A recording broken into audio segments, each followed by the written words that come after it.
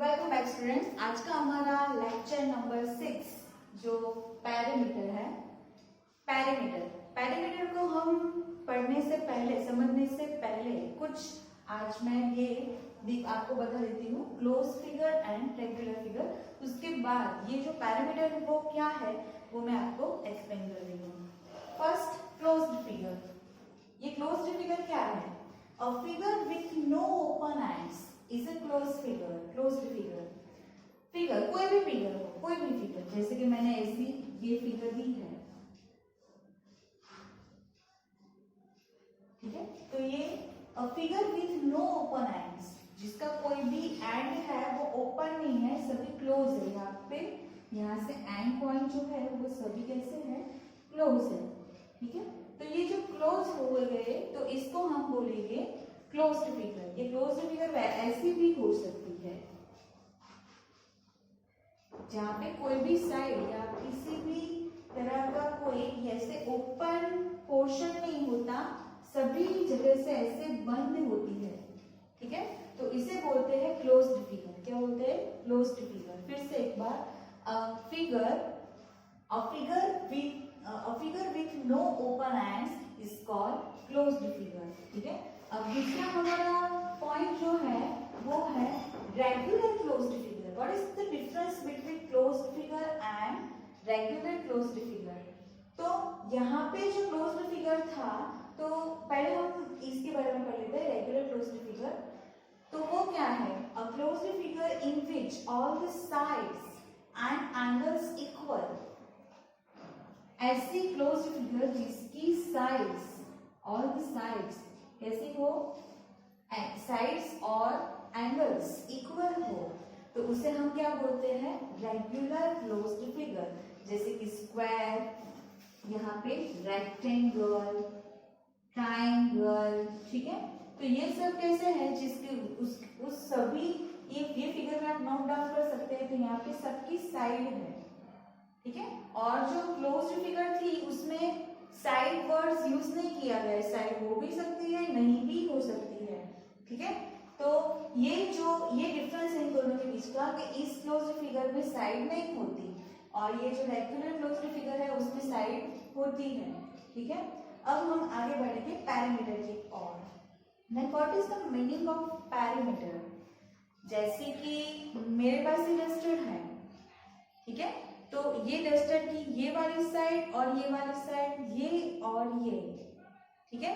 तो ये जो चार साइड है, जो मैं साइड जो बता रही हूँ, इन साइड का जो हम प्लस करते हैं, सभी साइड्स का जो प्लस करते हैं, तो उसे बोला जाता है पैरीमीटर, ठीक है। जैसे कि मैं ऐसे बोलूँ कि कोई फार्म है, कोई खेत है, उसके बाउंड्री पे मुझे वायर लगाना है। बाउंड्री के चारों ओर मुझे वायर लगाना है।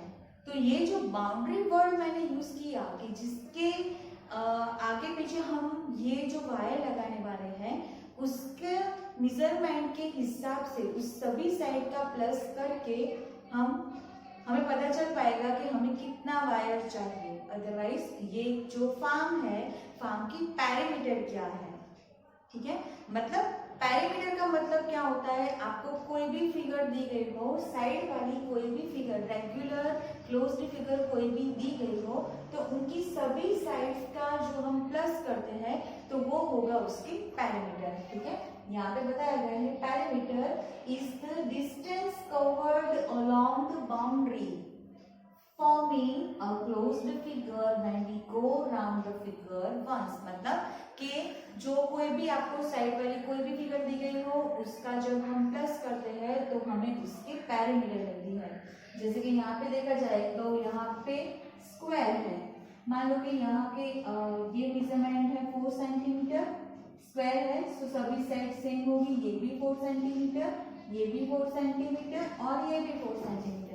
तो अगर मुझे स्क्वायर के पैरामीटर बतानी है तो मैं क्या बताऊंगी? तो मैं जो ये साइड्स है वो सभी साइड का प्लस करूंगी, यानी कि 4 + 4 + 4 + 4 यानी कि 16 सेंटीमीटर। तो मुझे 16 सेंटीमीटर मिला वो क्या है? ये स्क्वायर की पैरामीटर है। सपोज मैं ये रेक्टेंगल के पैरामीटर लेती हूँ, तो सपोज ये 5 सेंटीमीटर है, तो ये भी 5 सेंटीमीटर होगा, ये 2 है तो ये भी 2 होगा। तो अगर मुझे ये रेक्टेंगल के पैरामीटर बताने हैं तो मैं क्या लिखूंगी, इन सभी साइड्स का प्लस करूंगी। मैं ऊपर के साइड से कर रही हूँ 5 + 2 + 5 + 2 = 5 + 5 10 एंड 2 + 2 14।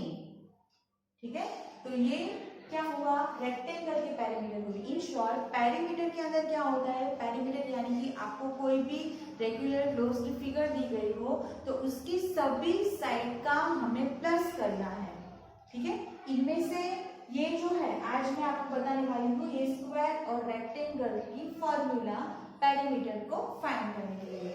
सिंपल ऐसे भी आप कर सकते हो, प्लस करके भी डायरेक्ट कर सकते हो, कोई इसमें प्रॉब्लम नहीं होगी, आप ऐसे कर सकते हो। लेकिन उसकी फॉर्मूला भी है जिसमें आप लेंथ और ब्रेड्थ, वो भी मैं बताना आपको भूल गई कि रेक्टेंगल जो होते हैं, रेक्टेंगल की सामने के जो साइड्स होते हैं वो सामने के साइड जो होते हैं वो सेम होते हैं। जैसे कि ये सामने वाला ये 2 साइड और ये 2 साइड सेम होते हैं। ठीक है, ये जो है वो ब्रेड्थ है और ये वाली जो है वो लेंथ है।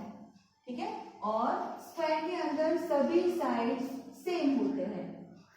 ठीक है, तो मैं आपको इसकी फॉर्मूला बता देती हूँ। यहाँ पे है पैरामीटर ऑफ द रेक्टेंगल, जो रेक्टेंगल की पैरामीटर है उसकी फॉर्मूला क्या है, 2 × L + T। यहाँ पे हमने 2 क्यों लिखा है, क्योंकि ऐसे देखो L + L, L + L, B + B यानी 2L + 2B, 2 को कॉमन निकाल दो तो यहाँ पे हमारी फॉर्मूला बन जाएगी 2L + B।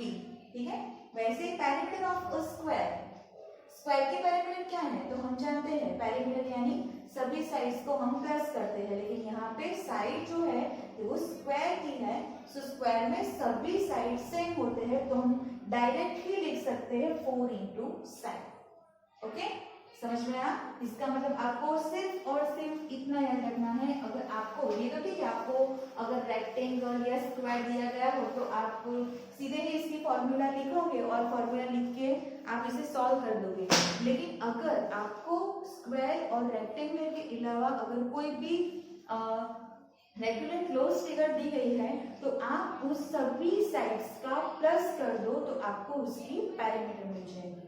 ठीक है, इसका मतलब पैरामीटर को जब भी फाइंड करना हो तब उसकी सभी साइड को प्लस कर दो तो आपको उसकी पैरामीटर मिल जाएगी। ठीक है, अब उसके हम सम सॉल्व करेंगे। यहाँ पे आपको find the parameter of for the following, यहाँ पे आपको लेंथ, ब्रेड्थ, साइड्स वगैरह दिया गया है और उसके हिसाब से आपको डिसाइड करना है वो रेक्टेंगल है या स्क्वायर है, और उसके बाद उसका फॉर्मूला रख के आपको ये सम सॉल्व करना है। चलो हम देखते हैं। फर्स्ट L यानी length = 13 centimetre and breadth = 4 centimetre. It means यहाँ पे लेंथ और ब्रेड्थ दोनों दिए गए हैं और दोनों डिफरेंट है।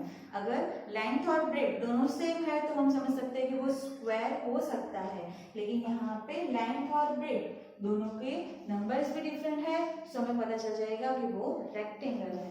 ठीक है, तो हम लिखेंगे parameter of rectangle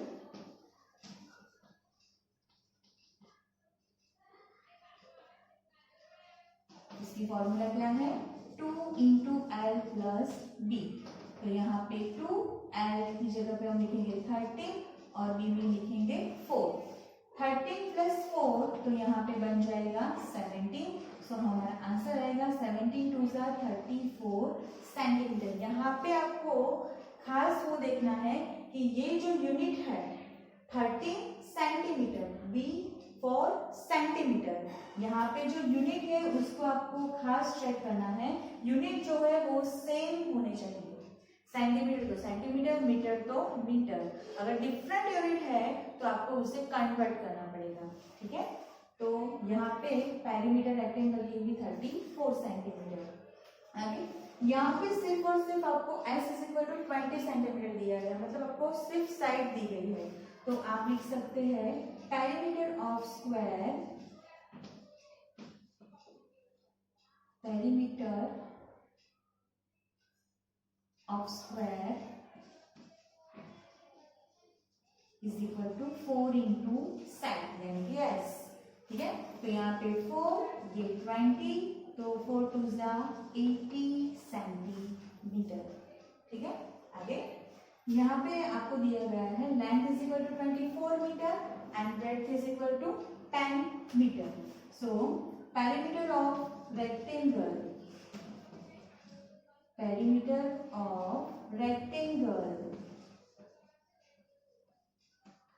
is equal to 2 into L plus B.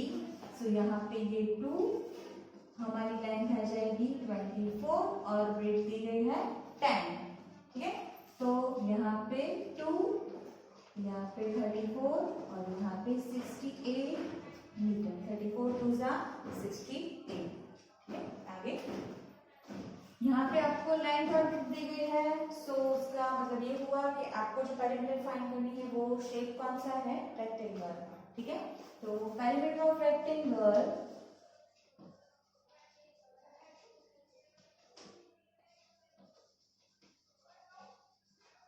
Is equal to 2 into L plus B. यहाँ पे 2, L is equal to 20 and B is equal to 8। So यहाँ पे आएगा 28, 28 2 जा 56 सेंटीमीटर। ठीक है, आगे S is equal to 13 centimetre, 13। ठीक है, तो हम यहाँ लिख लीजिए perimeter of square. Perimeter of square is equal to 4 into s, therefore 4 into 30, 13 4 जा 52 सेंटीमीटर।